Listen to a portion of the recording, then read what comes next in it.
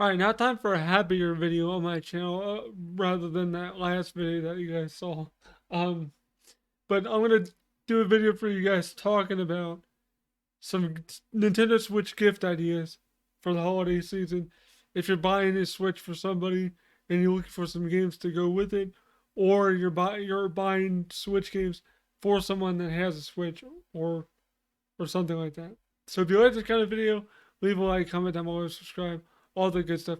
None of these games are going to be in a particular order, but I'm going to just raffle them off, and I'll have some honorable mentions in there too. But let's get on with it here. First game we're going to talk about is Clubhouse Games, 51 Worldwide Classics. So Clubhouse Games is basically like a hodgepodge of board games and card games, and a mix of a little bit of other stuff. I'm going to scroll through the list and show you guys some gameplay of each game I talk about, by the way.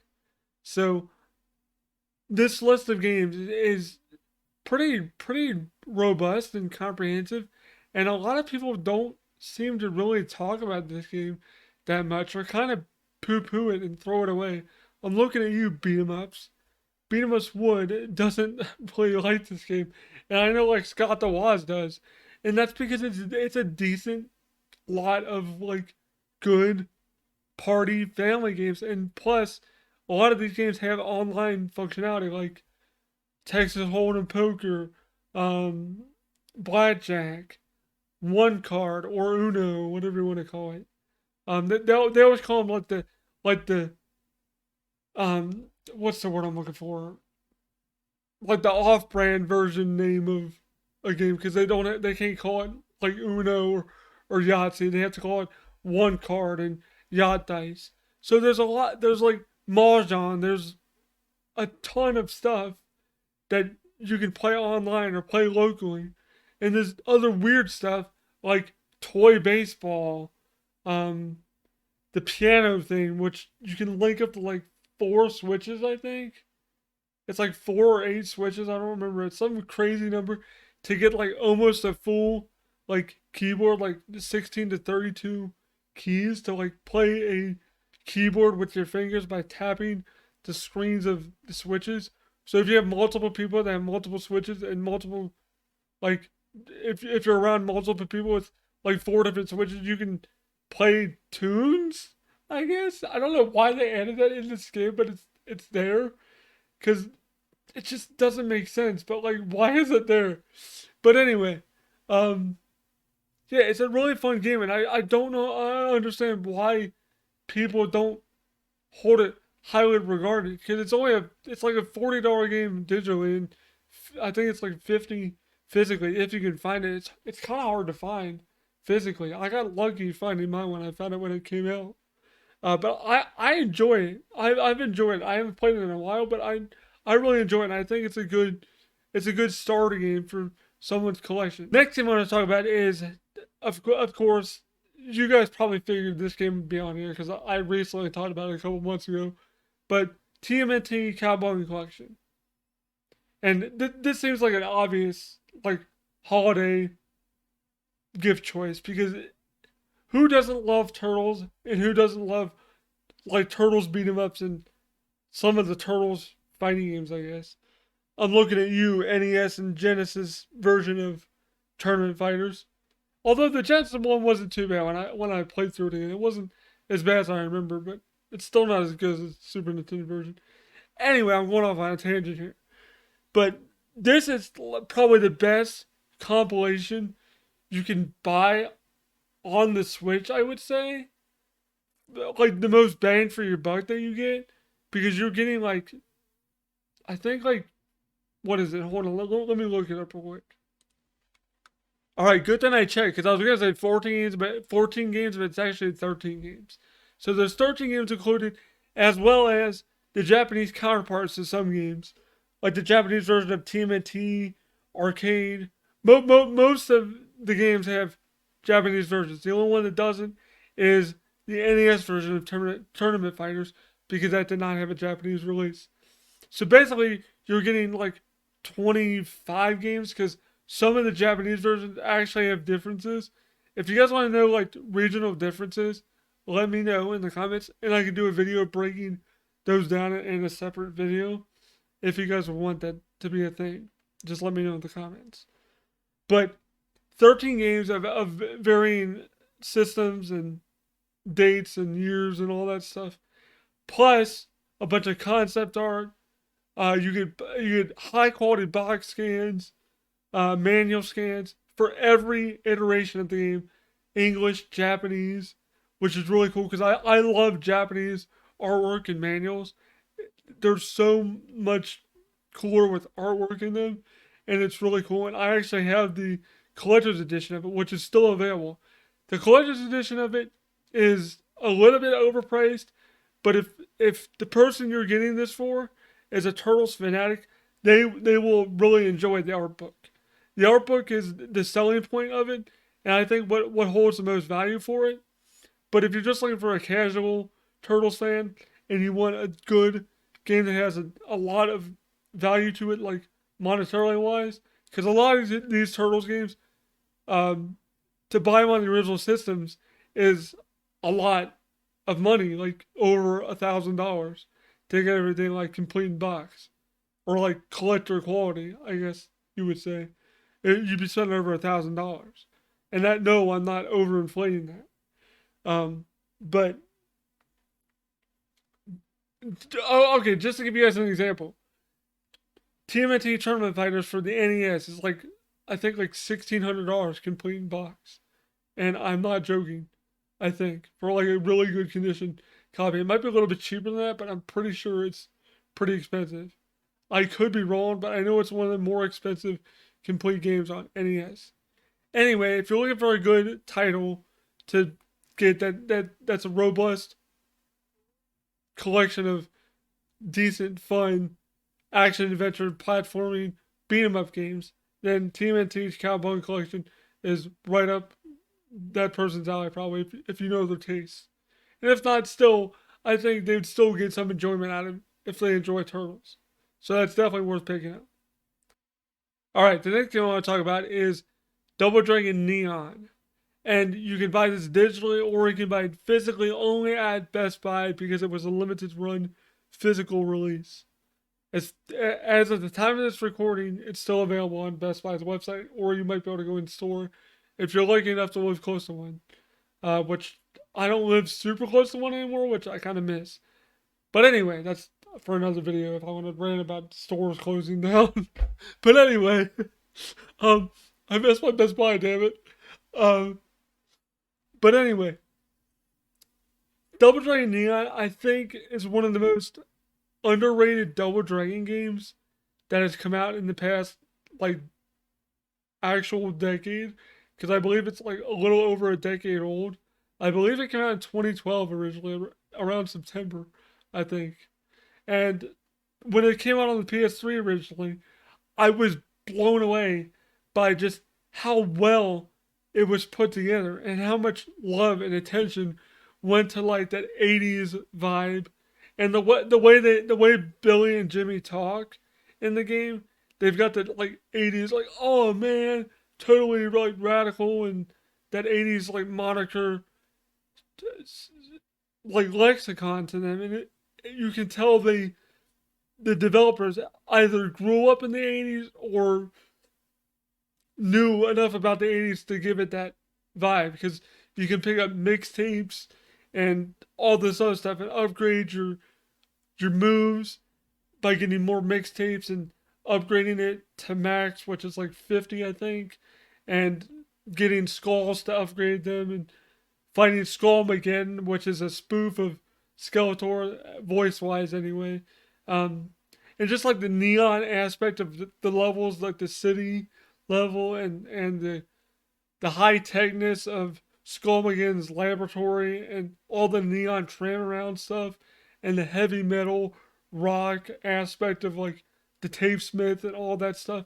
It's got a really cool 80s vibe to it. Plus, it has that classic Double Dragon feel to it. It feels like it feels like a mix of like Double Dragon 2 and like kind of Super Double Dragon ish because of like the super meter thing or like the move meter because there's a little meter on the bottom of your health bar that on how much you can use your tape things, your dragon arts or whatever they're called. I don't remember what they're called in the game. I don't remember the exact name, but basically the moves like the fireball, the spin kick, all that stuff. And the more you upgrade it, the more you upgrade the move you're using, the less it uses your power. Or the more art you have, like in balance, the less it uses as well. So it's like a balancing game. What do you want to have? More speed, more power, more magic, more health, health regeneration. It's a really cool balancing act of what you want Billy and Jimmy to play like. Um, but it reminds me a lot of Super Double Dragon because the meter that you can use in Super Double Dragon. It's a nice balance between like old and new, and you can tell they were huge fans of the Double Dragon franchise. And I just think this game gets overlooked, and it being on the Switch physically, which I haven't physically. I bought the limited edition from Limited Run, and I just got it like a few weeks ago. Um, and it's fantastic. You can't get it anymore besides third party markets. For the love of God, do not buy it third party unless you're a diehard Double Dragon fan because it's like $200 to $300 now. People are insane that are paying that kind of money for that. It's cool, but it's not worth that to me. But like, if I didn't have it, I would probably buy it because I love Double Dragon so much. But just don't pay that much for it unless you're diehard into it and you love that game like I do. I think it's criminally underrated, and I just think it deserves to be in people's libraries. And I think if the person you're buying for has a love of Double Dragon and likes brawlers or beat 'em ups, they'll enjoy this game as well. And plus, it's pretty cheap. It's like $40, I believe. And all right, the next thing I want to talk about is Kirby Star Allies. No, I'm kidding. I'm kidding. Unless you're buying for like a young kid, that game is like super easy and super short. So that was a joke. But Kirby and the Forgotten Land. Now, I seriously think this is the best Kirby game that has come out in the past. Like, I don't know, like since Kirby 64. Because I think Kirby 64 is criminally underrated and people don't talk about it that much. And it should be more highly regarded. I really enjoy that game a lot. And this kind of reminds me of Kirby 64 in the way that just the way it kind of looks like a Kirby 64, but it's like how you wanted Kirby 64 to be if it was like 3D roaming around Kirby, like Mario 64 type. That's how people probably wanted Kirby 64 to be, not like a side scrolling thing. Anyway, enough gushing about Kirby 64, but back to Forgotten Land. I actually did an entire playthrough of this game on my channel, so um, if you guys want to see me play it, shameless plug, you can go check out my playlist um, and on my channel. You can just search it, you'll find it. But this game is it's just hard to explain how big of a leap for Kirby this was. Cause this game was I didn't know what to expect from it, but when I started playing it, I was like, cause I was never a huge Kirby fan, but when I played it, I was like, man, this game took everything about Kirby, like every Kirby game that was good, and put it in here, and just took it up to 1,000 because the worlds look amazing, the power ups are amazing, the upgrade system works really well. It's just, and the level design is super intuitive and super just a lot of the levels and the music are gorgeous and the music is amazing. I love the title screen music. That's probably my favorite track in the entire game. It's just so rocking, and I freaking love it. Um, I hope to God they release an official soundtrack to that or something, because I would love to buy like an official release of that. Um, somehow. But yeah, the game is just so fun, and plus there's multiplayer too with Waddle Dee, which I never played multiplayer because I'm a lonely, sad man that has no one to play games with besides my wife. But she works a lot, so I don't really get to play games with her. So I, I play alone all the time. I know, sad, right? No, not really. It's fine. I kind of enjoy playing games like that by myself. But I've heard the multiplayer is actually pretty cool and kind of fun. But Waddle Dee is kind of weird to use, but I've heard it's okay. But I can't really speak to the multiplayer, which is kind of sad. But what I can say is the game itself is actually really, really fun. And if if you're a fan of Kirby games or you're buying for someone that's a fan of Kirby games, it's a great game to get for a holiday gift because it takes a pretty long time to beat and to 100%. And there's a lot of replay value to it. It's really fun to just go through a Kirby game and just blast through it. It's really fun. There's a lot of fun to be had in there. I could spend a long time just gushing about this game because it's really fun. And I know Kirby's not for everybody, but I think this game really took Kirby to like the next level. And plus the difficulty is kind of it's not super easy, but it's not super difficult. So if like you're a veteran player, you'll get some sort of difficulty from it. It's not like Star Allies that takes like 2 or 3 hours to beat. I've heard. I still haven't sat down and played that game because when I played it to touch on Star Allies and why I joked about it, it's just way too cutesy and all lovey-dovey. It's weird. I don't know. It's just a weird game. It's way too cutesy and lovey-dovey with the ally system. I don't know. It just seems super kid friendly. At least this one with I almost said Star Allies again. With Forgotten Land, it seems more like dark and like geared towards an adult or like adolescent audience, I guess, and that's what I liked about this. It was a more gritty Kirby game, and it's still got that cutesy aspect to it. But I love the game. I'm glad I pre-ordered it. I'm glad I played it. I'm glad I streamed it. It was really fun, and I think you guys will enjoy it for the people if that you're buying it for, or if you're buying it for yourself. It's a really fun game. So yeah, definitely go check this game out and go purchase it. I believe it's usually like hovers between $40 and $50. So it is kind of pricey, but I think it's worth the money. All right, the next game I'm going to talk about is a really good game, and I love this franchise, and I'm glad this game sold as well as it did because that means they might do more 2D Metroid style games. But the game I'm talking about is Metroid Dread. Now, if you like Metroidvania type games, hence why they call it Metroidvania, because it's that style of game because it comes from Metroid. If you're buying someone that plays those kind of games, if you're buying this game for someone that plays those kind of games, this game is gonna be right up their alley with the dark grittiness of Metroid and the Emmys and just all the items, all the exploration that there is.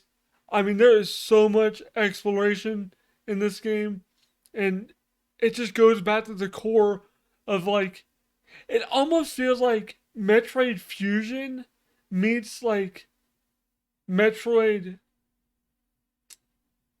like, I want to say Super Metroid, but like also like Metroid 2 Samus Returns or Metroid Samus Returns, whatever the 3DS one was called. The Metroid 2 remake on 3DS. It's almost like Metroid Fusion meets that because they took a lot of things from that, like the whole countering thing, because you can counter the Emmys and stuff. But there's also like running, there's sliding, there's the speed boost. There's a lot of stuff from like Super Metroid they took, like the screw attack. I mean, they took everything from like the good parts of a bunch of different Metroid games and slapped them in here and basically this is what they came up with, and it was fantastic. Now, for me, I will say one of the biggest gripes I had, and one of the biggest warnings I have with this game is the whole aiming functionality of the game, and I struggled with this personally because of my disability. Because I'm gonna get my pro controller to demonstrate for you guys if I can find it. Where is my pro controller? There it is. Okay, so you have your pro controller, okay, and I believe.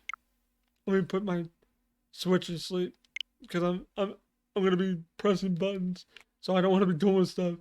Okay, anyway, so if you look at the controller, your shoulder buttons, I believe it's L that starts that like puts you in the aiming stance, and for me that was really hard to use to because in older Metroid games you would just have you could crouch aim or you could just aim up diagonally or aim downward, like down diagonally, or just aim straight.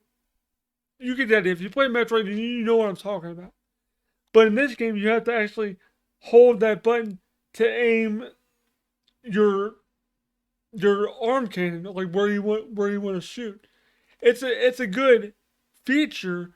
It takes a while to get used to, but for me, with my cerebral palsy, my left hand has trouble holding down a trigger button and like moving a joystick. Like you can see right now, I'm like struggling to do it. So what I had to do is remap my all my buttons to where R was the aim and where the right stick, I think it was the right stick that he would use to aim. I'm pretty sure. I haven't played in a while, but it was just a really weird thing to add to the game. A lot of people didn't like that, and I know a lot of people didn't like it, and it kind of broke the norm for Metroid. But once you get used to that, it's fine. But I just wanted to mention that because it wasn't something I really enjoyed. Okay, the last game I'm going to mention before I mention all the honorable mentions is Super Mario 3D World plus Bowser's Fury. Now, admittedly, I've only played the Super Mario 3D World part of the game. I didn't really get into Bowser's Fury too much, but I do want to go back to that and at least try to finish it. But I'll delve into Bowser's Fury a little bit, or what I played of it. I can kind of give you guys an idea of what that is. But if you don't know what Super Mario 3D World is or was, it was originally a Wii U game ported over to the Switch. Surprise, surprise. Nintendo freaking ports everything else over from the Wii U to the Switch. But Twilight Princess and Wind Waker, where the frig are those at, Nintendo? Seriously, like where are they at? Anyway, um, that was for my brother, by the way. Yeah, shout out to my brother for that. That was for you. So, if this video does well, maybe Nintendo will see it and they'll be like, hey, this guy wants the Zelda games on Switch. So, anyway, back to 3D World. So, if you played the game on the Wii U already, you kind of know what you're getting into, but it's more of an enhanced version of the game. It's stable 60 frames a second, I think. And the speed is improved. I forget what all they said during the trials. It's basically like a slightly improved version of the game. It's basically the same game, just with more extra polish on it. But I think it's a worthy Switch game to pick up, especially during the holidays, because when I played it for the first time on the Switch, I never played it on the Wii U, by the way. But when I played it on the first time on the Switch, I was like, holy crap, this game is really good. No wonder why people say it was like one of the best like games on the Wii U. And it really is. It's really one of the like better Mario games. It's probably the best Mario game next to like Mario Kart 8 on the Wii U. Because it wasn't really much to pick from. Ooh, New Super Mario Bros. U Wii U. Like, woo, that's another New Super Mario Bros. Game. What do you do? That game's really, really good, Nintendo. No, those games You need to stop freaking making those games. Okay, I've been going off on weird tangents with Mario stuff and Zelda with this, but back on topic here. But basically, it's just an enhanced version of 3D World. So if you played it before, if you know they've played it before and they've played it on the Wii U, it's still worth upgrading to, I think. And I believe it's online. If I remember correctly, I played it online with my friend at one point, and it was pretty decent. Like we both have, I have decent internet, they have like okay internet, so like it was decent for what it was. So it was kind of cool that they had online functionality to it, but like I wouldn't bank on it being like super solid. But if you can play it with people, it's really fun multiplayer. I know that for a fact. But there's different suits like the cat suit. That's a big feature in the game, like the cat suit, which the cat suit is honestly like pretty broken in the game to be honest, because you can climb up walls and stuff, and you can just run really fast. It's a bonkers game. It's really fun, and I love the game. I know people will love the game. If you played any Mario game, you'll love this game.